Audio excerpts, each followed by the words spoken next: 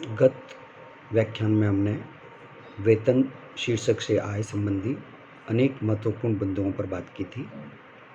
इस व्याख्यान में हम वेतन शीर्षक के अंतर्गत कर योग्य वेतन की गणना विधि के बारे में बात करेंगे। एक वेतनभोगी कर्मचारी को अपने नियोक्ता से नगद प्राप्तियों के अतिरिक्त जो भी सुविधाएं या वेतन के स्थान पर लाभ प्राप्त होते हैं, उन्हें कर योग्य वेतन टैक्सेबल सैलरी की गणना करते समय ध्यान में रखा जाता है। कर योग्य वेतन की गणन प्रक्रिया का अध्ययन 3 शीर्षकों के अंतर्गत किया जाता है। नंबर 1, सकल वेतन की गणना करना, कंप्यूटेशन ऑफ ग्रॉस सैलरी। सकल वेतन में से कटौतियां घटाना, deductions out of gross salary. कर योग्य वेतन की गणना करना, कंप्यूटेशन ऑफ टैक्सेबल सैलरी।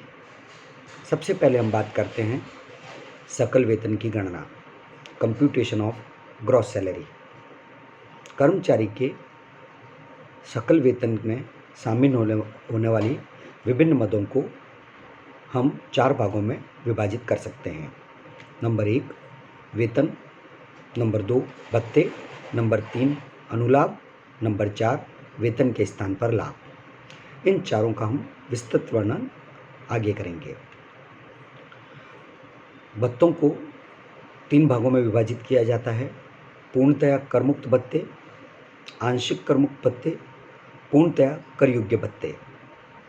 अनुलाभों को भी 3 भागों में विभाजित किया जाता है: प्रत्येक कर्मचारी के लिए कर योग्य अनुलाभ, विशिष्ट कर्मचारियों के लिए कर योग्य अनुलाभ, सभी कर्मचारियों के लिए कर मुक्त अनुलाभ। सबसे पहले हम प्रारंभ करते हैं वेतन शब्द से। आयकर अधिनियम की धारा 17 उपधारा 1 के अनुसार वेतन शब्द में निम्नलिखित प्राप्तियां सम्मिलित की जाती है: मूल वेतन या मजदूरी, बेसिक सैलरी और वेजेस, बोनस, कमीशन, फीस एवं अंतरिम राहत यानी इंटरिम रिलीफ, अधि समय भुगतान यानी ओवरटाइम पेमेंट्स, वार्षिकी यानी एन्युटी, अग्रिम तथा अवशिष्ट वेतन, advance salary and arrears of salary जिसको बकाया वेतन भी बोलते हैं, कर्मचारी के प्रमाणित प्रोविडेंट फंड में वार्षिक वृद्धि, एनुअल एक्रेशन इन एम्प्लॉइज रिकॉग्नाइज्ड प्रोविडेंट फंड, हस्तांतरित शेष का कर योग्य अंश, taxable part of transferred balance. धारा 80 CCD के अंतर्गत केंद्रीय सरकार द्वारा गत वर्ष में अनुसूचित पेंशन योजना के अंतर्गत कर्मचारी के खाते में दिया गया अंशदान, contribution made by the central government in the previous year to the account of an employee under a notified pension scheme referred in section 80 CCD।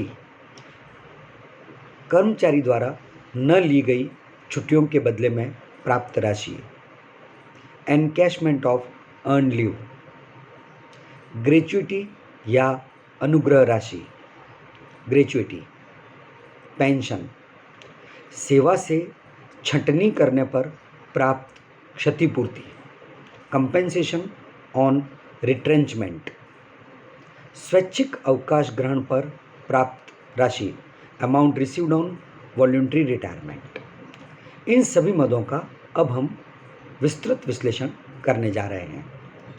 सबसे पहले हम बात करेंगे मूल वेतन या मूल मजदूरी, बेसिक सैलरी और बेसिक वेजेस। प्राय नौकरी में नियुक्ति का आधार मूल वेतन होता है। जब कर्मचारी को वेतनमान के अंतर्गत प्राप्त होता है तो यह मूल वेतन या प्रारंभिक वेतन इनिशियल सैलरी कहलाता है। प्रारंभिक वेतन में प्रतिवर्ष होने वाली वृद्धि को जोड़कर आने वाली रकम संबंधित गत वर्ष का मूल वेतन कहलाती है। मूल वेतन वेतन का वह भाग होता है जिसमें किसी भी प्रकार का भत्ता, सुविधाएं आदि सम्मिलित नहीं होती है।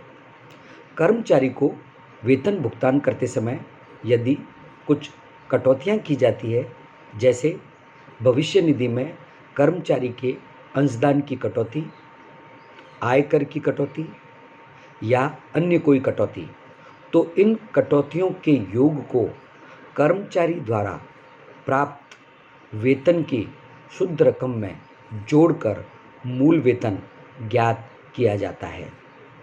अब हम इन्हें कुछ उदाहरणों से समझेंगे। निम्नलिखित परिस्थितियों में कर निर्धारण वर्ष 2019-20 के लिए मूल वेतन ज्ञात करना है।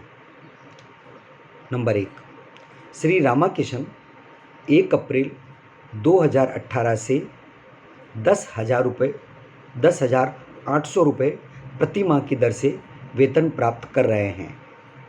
1 अगस्त 2018 को उन्हें 600 रुपये और 1 जून 2019 से उन्हें 900 रुपये की वेतन वृद्धि स्वीकृत हुई है। इस परिस्थिति में हम उनका मूल वेतन इस प्रकार ज्ञात करेंगे। अप्रैल 2018 से जुलाई 2018 तक उन्हें 10,800 रुपये प्रति माह, यानी 4 माह के लिए कुल मिलाकर 43,200 रुपये।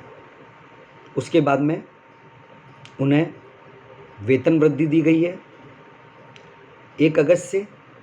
अतः अगस्त 2018 से मार्च 2019 तक 600 रुपये की वेतन वृद्धि देने के पश्चात उनका वेतन 11,400 रुपये हो गया है, जो उन्हें गत वर्ष के 8 माह में मिलेगा। तो यह राशि हुई 91,200 यानी 91,200 रुपये। तो दोनों को मिलाकर 43,200 प्लस 91,200, तो उनका मूल वेतन हो गया 1,34,400, 1,34,400। यहाँ पर प्रश्न में जो जून 2019 में हुई वृद्धि के बारे में बताया गया है, उसका कर निर्धारण वर्ष 2019-20 यानी गत वर्ष 2018-19 से कोई संबंध नहीं है। इस बात का ध्यान रखा जाना चाहिए।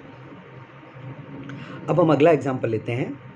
श्री अमित एक सरकारी विभाग में सहायक अभियंता के पद पर 1 जुलाई 2015 को 11,000-300-17,000 की वेतन श्रृंखला में नियुक्त हुए। वेतन अगले माह की पहली तारीख को देय होता है। इस उदाहरण में हमें गत वर्ष की उसकी आय की गणना करने के लिए सबसे पहले मूल वेतन इस प्रकार ज्ञात करेंगे। मार्च 2018 से जून 2018 तक यानी 4 माह के लिए 11,600 इंटू 4 46,400 रुपये का मूल वेतन हुआ। फिर उन्हें वार्षिक वृद्धि मिलेगी 300 रुपये की, और वार्षिक वृद्धि मिलने के पश्चात उनका मूल वेतन 11,900 रुपये होगा, जो शेष 8 माह के लिए होगा, यानी 11,900 मल्टीप्लाइड बाई 8, ये हुआ 95,200। इस प्रकार गत वर्ष 2018-19 यानी कर निर्धारण वर्ष 2019-20 के लिए उनका मूल वेतन हुआ 1,41,600 रुपये। अब हमारे दिमाग में एक प्रश्न आता है कि ये 11,600 रुपये कैसे आया। 11,600 रुपये की गणना इस प्रकार आई है। उनको नियुक्ति दी गई है 1 जुलाई 2015 को, यानी 1 जुलाई 2015 को उनका मूल वेतन 11,000 रुपये रहा होगा। फिर 1 जुलाई 2016 को प्रथम बार उन्हें 300 रुपये की वेतन वृद्धि दी गई होगी। तो 1 जुलाई 2016 को उनका मूल वेतन हो गया 11,300 रुपये। 1 जुलाई 2017 को फिर उन्हें 300 रुपये की वेतन वृद्धि दी गई होगी, तो उनका वेतन हो गया 11,600 रुपये।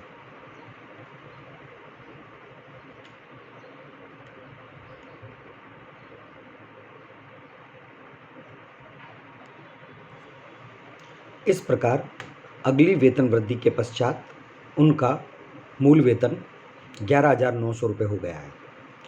प्रश्न में हमें यह निर्देश दिया गया था कि वेतन अगले माह की पहली तारीख को देय होता है, अतः इनके वेतन की गणना कर निर्धारण वर्ष 2019-20 के लिए मार्च 2018 से फरवरी 2019 तक की जाएगी। अगला प्रश्न हम लेते हैं। श्री दीनदयाल माथुर एक सरकारी विभाग में लेखाधिकारी है। उनको गत वर्ष 2018-19 के दौरान निम्नलिखित कटौतियां करते हुए 4,58,200 रुपये शुद्ध प्राप्त हुए।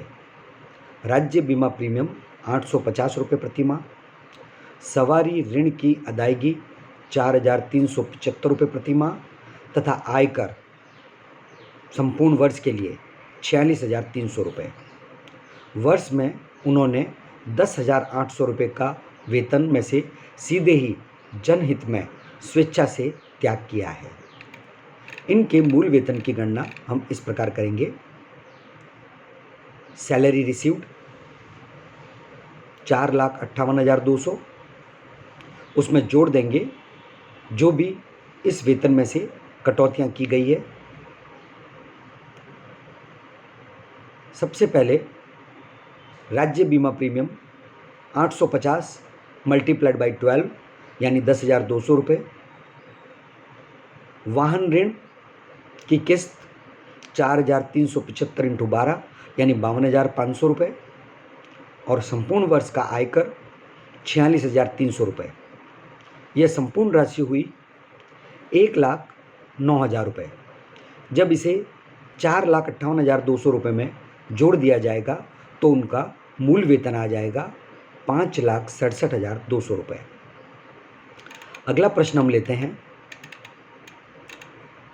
श्री अंबर 1 जुलाई 2016 को एक कॉलेज में 45,600 रुपये वेतन पर नियुक्त हुए। उनका ग्रेड पे 6,000 रुपये है। प्रत्येक वर्ष 1 जुलाई को 3% वार्षिक वृद्धि लगाई जाती है। आइए अब हम इनके मूल वेतन की गणना करते हैं। सबसे पहले हम गत वर्ष 2018-19 यानी कर निर्धारण वर्ष 2019-20 के लिए मूल वेतन ज्ञात करने के लिए प्रारंभ करना पड़ेगा 1 जुलाई 2016 से। 1 जुलाई 2016 को उनका मूल वेतन है 45,600 रुपये। उसमें उनका ग्रेड पे 6,000 रुपये जोड़ देने से उनकी 1 जुलाई 2016 को मूल वेतन की राशि आएगी 51,600 रुपये। प्रथम बार उन्हें वार्षिक वेतन वृद्धि दी जाएगी 1 जुलाई 2017 को 51,600 रुपये के 3% के आधार पर 1,548 रुपये की, यानी अब उनका मूल वेतन हो जाएगा 53,148। दूसरी वेतन वृद्धि उनको 1 जुलाई 2018 को दी जाएगी 3% की 53,148 पर, यानी 1,594 रुपये की। इस प्रकार 1 जुलाई 2018 को उनका मूल वेतन हुआ 54,742 रुपये। अब हमें उनके मूल वेतन की गणना करनी है संपूर्ण वर्ष के लिए, यानी 2018-19 गत वर्ष के लिए, या कहें कर निर्धारण वर्ष 2019-20 के लिए। अप्रैल, मई और जून 3 माह तक उनका मूल वेतन रहा 53,148 रुपये, यानी 53,148 मल्टीप्लाइड बाई 3 1,59,444 और शेष रहे हुए 9 माह के लिए 1 जुलाई से लेकर 31 मार्च 2019 तक उनका मूल वेतन अब वृद्धि के पश्चात हो गया है 54,742 रुपये। तो हम इन्हें मल्टीप्लाई करेंगे 9 से और उनका मूल वेतन आ गया 4,92,678। इस प्रकार उनकी गत वर्ष 18-19 या कर निर्धारण वर्ष 19-20 के लिए मूल वेतन हुआ 6,52,122 रुपये। वेतन से संबंधित अन्य मदों के बारे में अगले व्याख्यान में बात करेंगे। धन्यवाद।